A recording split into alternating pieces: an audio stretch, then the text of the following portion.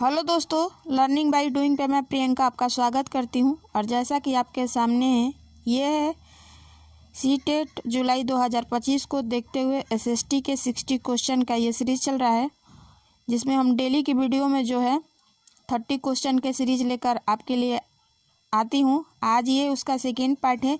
इसमें भी आज हम 30 क्वेश्चन जो है आपके साथ डिस्कशन करने वाली हूँ। आई होप कि आपको काफ़ी ज़्यादा इस क्वेश्चन पेपर से एग्ज़ाम में हेल्प मिलेगी। तो ऑलरेडी मैं 120 तक क्वेश्चन करा चुकी हूँ। आज इसमें जो बात करने वाली हूँ वो 121 के क्वेश्चन है। जैसा कि आपके सामने वो है कि सांसद की संयुक्त बैठक की अध्यक्षता की जाती है। ऑप्शन ए राज्यसभा के अध्यक्ष द्वारा, दूसरा है प्रधानमंत्री द्वारा, और तीसरा है लोकसभा स्पीकर द्वारा, और चौथा है राज्यसभा के विपक्ष नेता के द्वारा। बताइए इस प्रश्न का सही उत्तर क्या होगा। तो दोस्तों, इसका सही उत्तर जो होगा वो होगा आपका करेक्ट आंसर सी हो जाएगा, यानी लोकसभा के स्पीकर द्वारा संसद की संयुक्त बैठक की अध्यक्षता की जाती है। अगला प्रश्न है आपके सामने दोस्तों, वो है अगला प्रश्न है 122 कि संसद में पहला लोकपाल विधेयक कब रखा गया था। ऑप्शन ए 1967 में, ऑप्शन बी 1971 में, ऑप्शन सी 1968 में, और ऑप्शन डी 1972 में। बताइए इस प्रश्न का सही उत्तर क्या होगा। तो इसका सही उत्तर होगा दोस्तों, वो होगा आपका, तो वो ऑप्शन सी होगा। 1968 में संसद में पहला लोकपाल विधेयक रखा गया था। ठीक है, अगला प्रश्न है 123 आपके सामने, वो है संविधान का कौन सा अनुच्छेद दोष सिद्ध के संबंध में अभियुक्तों को दोहरे दंड एवं स्व अभिशंसन से संरक्षण प्रदान करता है। ऑप्शन ए अनुच्छेद 19, ऑप्शन बी अनुच्छेद 22, ऑप्शन सी अनुच्छेद 21, ऑप्शन डी अनुच्छेद 20। बताइए इस प्रश्न का सही आंसर क्या होगा। तो दोस्तों, इसका सही आंसर होगा वो होगा आपका ऑप्शन डी, इसका करेक्ट आंसर होगा। अनुच्छेद 20 जो है करेक्ट आंसर होगा। अगला प्रश्न है आपके सामने दोस्तों, वो है कि भारत के मुख्य चुनाव आयुक्त को निम्नलिखित में से किसके द्वारा नियुक्त किया जाता है। ऑप्शन ए लोकसभा द्वारा, ऑप्शन बी प्रधानमंत्री द्वारा, ऑप्शन सी राष्ट्रपति द्वारा, ऑप्शन डी मुख्य न्यायाधीश द्वारा। बताइए इस प्रश्न का सही उत्तर क्या होगा। तो इसकी सही उत्तर की हम बात करें तो वो होगा आपका दोस्तों राष्ट्रपति के द्वारा भारत के मुख्य चुनाव आयुक्त की नियुक्ति की जाती है। ठीक है, अगला प्रश्न है आपके सामने 125 नंबर, निम्नलिखित में से कौन भारत के केंद्रीय वित्त मंत्री रहे। ठीक है, option A BP Singh, option B R Venkataraman, option C YV Chavan, और ऑप्शन डी प्रणब मुखर्जी।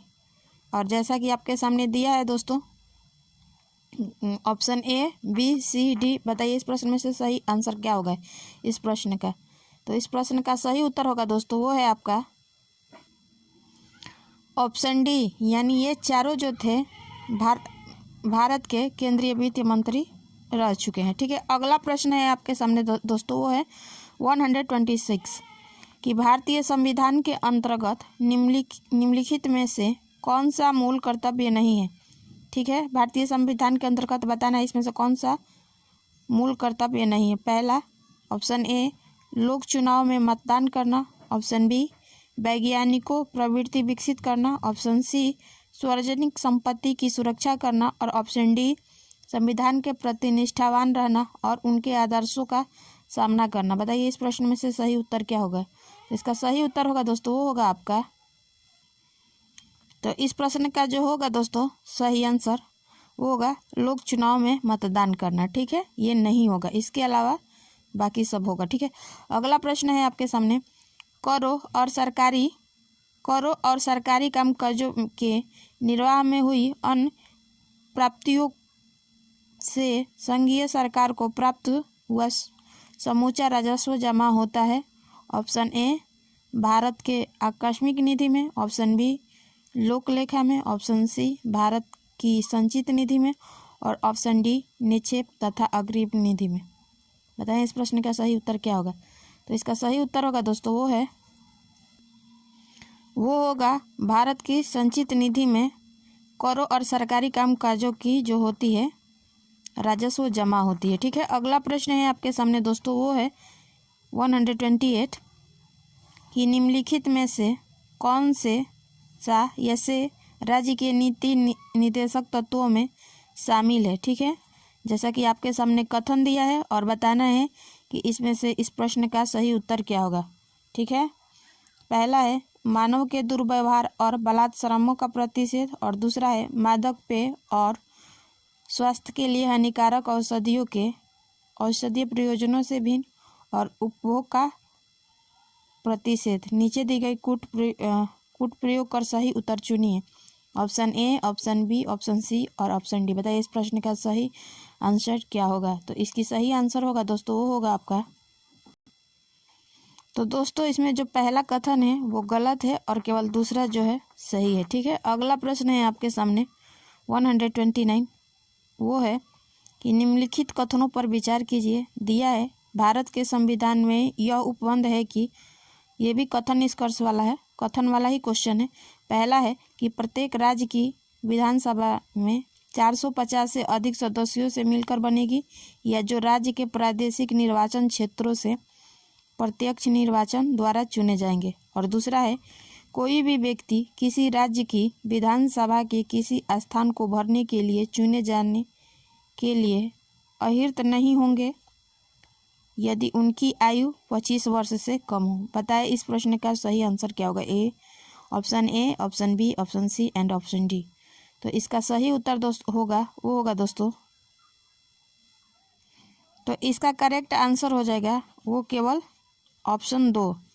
कोई भी व्यक्ति किसी राज्य की विधानसभा के किसी स्थान को भरने के लिए चुने जाने की अर्हता नहीं होगी यदि उनकी आयु 25 वर्ष से कम होगा। ठीक है, यानी गलत पूछा है तो गलत ही सही होगा, तो ये ऑप्शन बी करेक्ट आंसर है। ठीक है, अगला प्रश्न है आपके सामने दोस्तों, वो है अगला जो क्वेश्चन है दोस्तों आपके सामने वो है 130।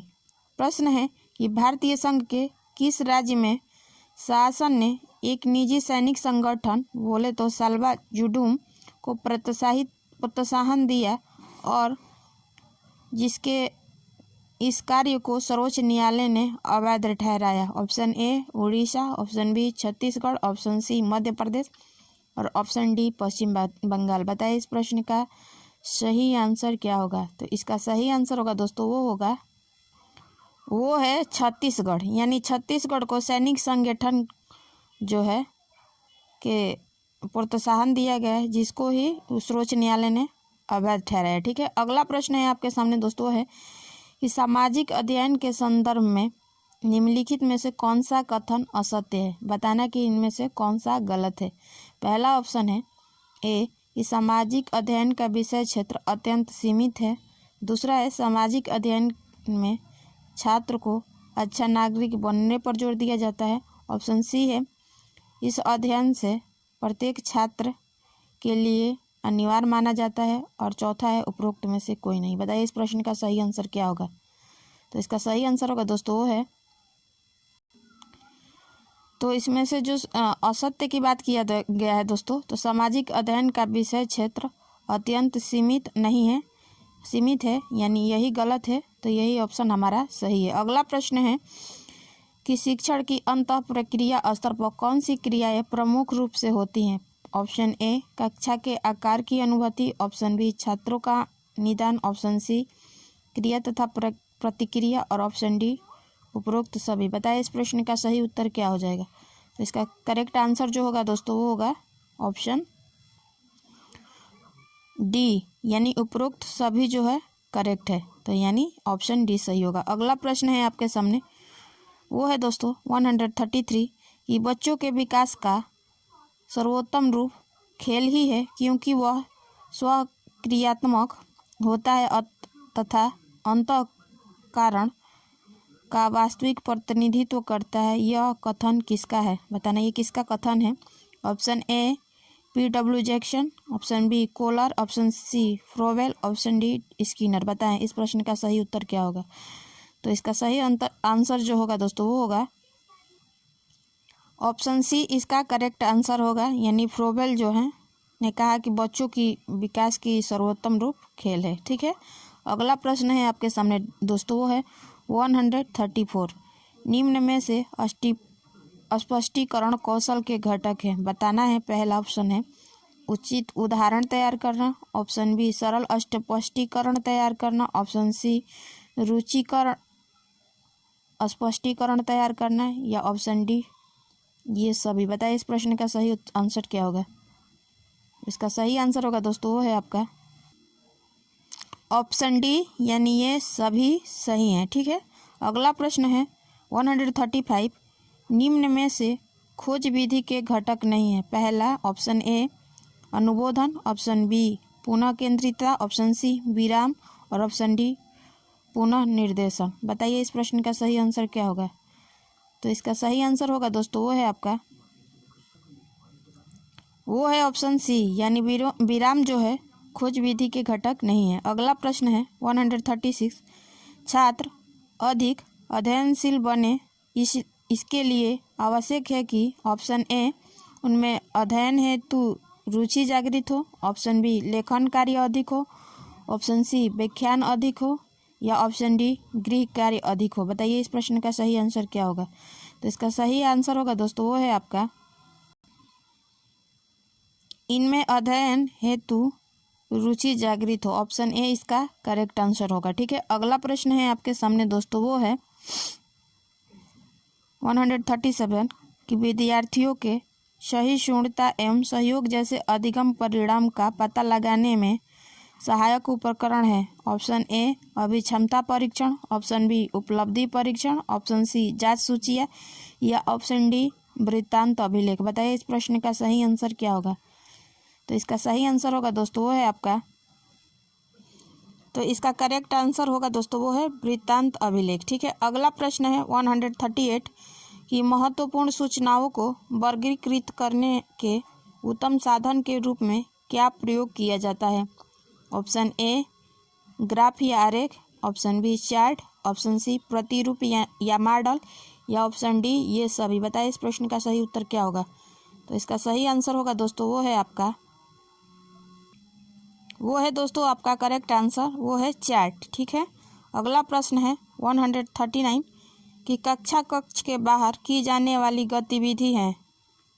ऑप्शन ए क्षेत्र कार्य, ऑप्शन बी निर्देशन, ऑप्शन सी कार्य गोष्ठियाँ, ऑप्शन डी ये सभी। बताइए इस प्रश्न का सही आंसर क्या होगा। तो इसका सही उत्तर की बात करें हम आपसे दोस्तों तो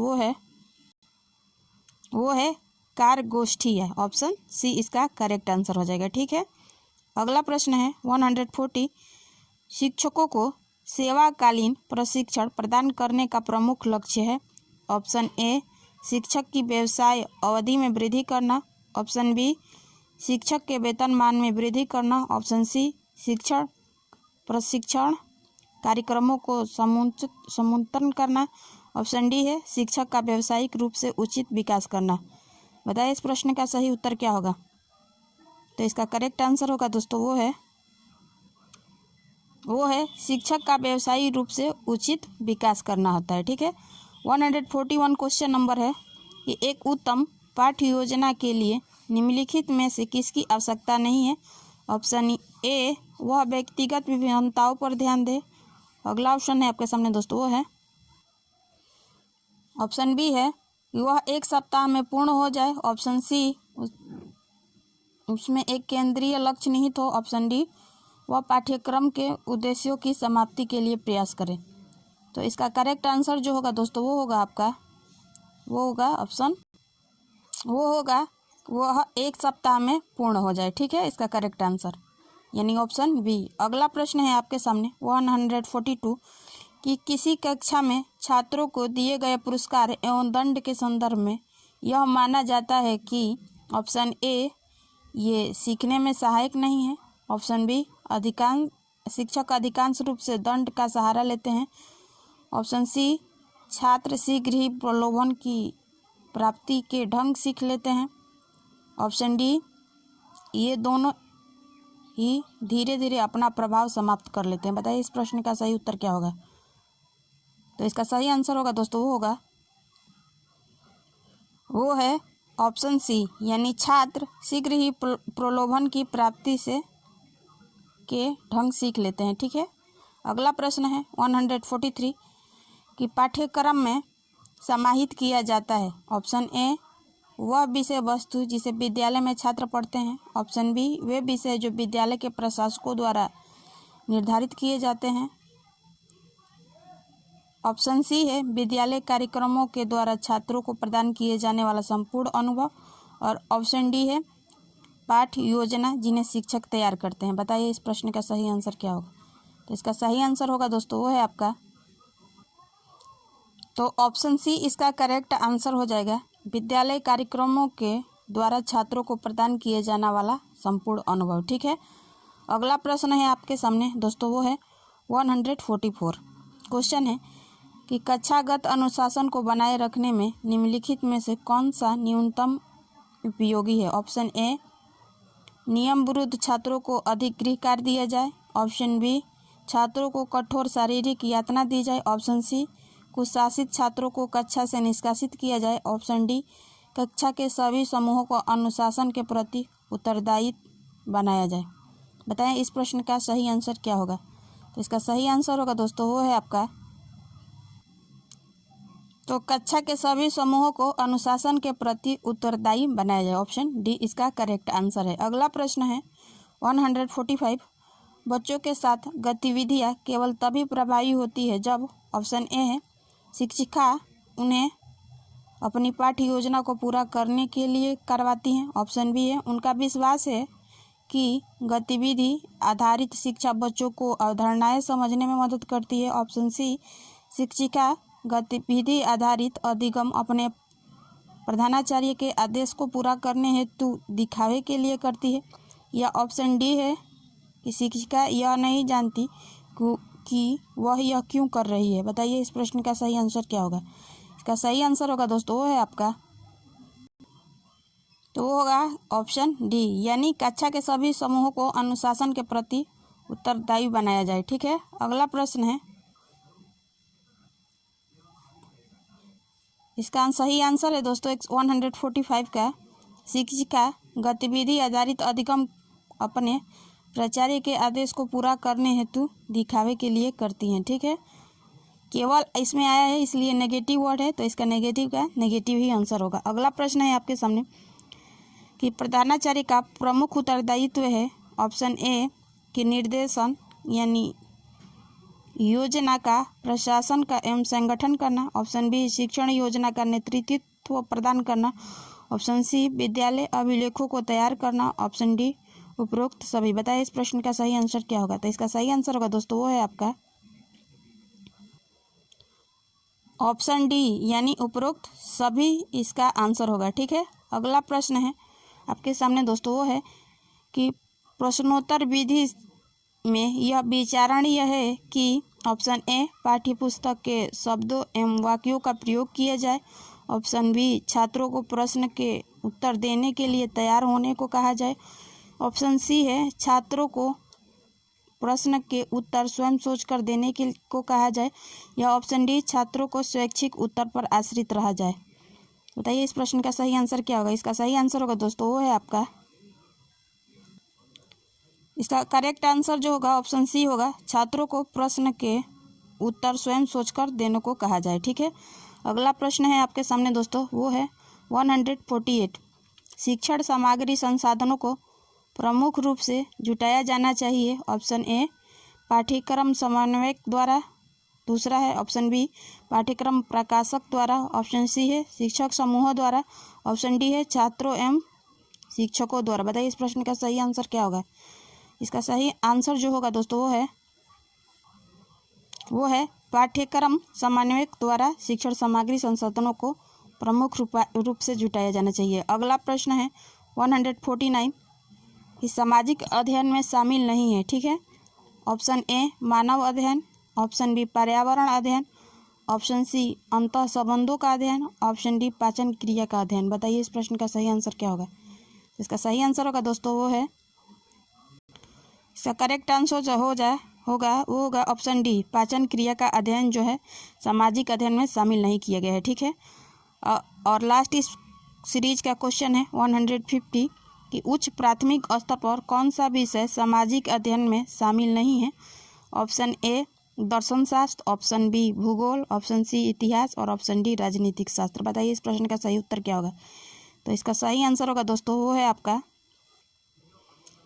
है आपका दर्शन शास्त्र को छोड़कर बाकी सब जो है सामाजिक अध्ययन के विषय में शामिल किया गया है। ठीक है, भूगोल, इतिहास, राजनीतिक शास्त्र को सामाजिक अध्ययन के अंतर्गत शामिल किया गया है। ठीक है, तो इस तरह 30 क्वेश्चन के सीरीज आपके कंप्लीट होते हैं। ये आज सेकेंड है।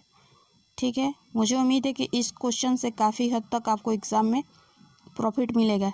ठीक है, तो दोस्तों अगर आप हमारे चैनल पे नए हैं तो वीडियो को लाइक, चैनल को सब्सक्राइब, और दोस्तों आप जिनसे जुड़े हुए हैं अपने फ्रेंड्स, कलीग्स, यार या और लोगों के यहाँ ये वीडियो शेयर करें ताकि इस कंटेंट का प्रॉफिट उन लोगों को भी मिल सके। फिर मिलेंगे इसी तरह के 30 क्वेश्चन सीरीज के साथ, इसके थर्ड पार्ट के साथ। तब तक के लिए धन्यवाद। आपका दिन मंगलमय हो।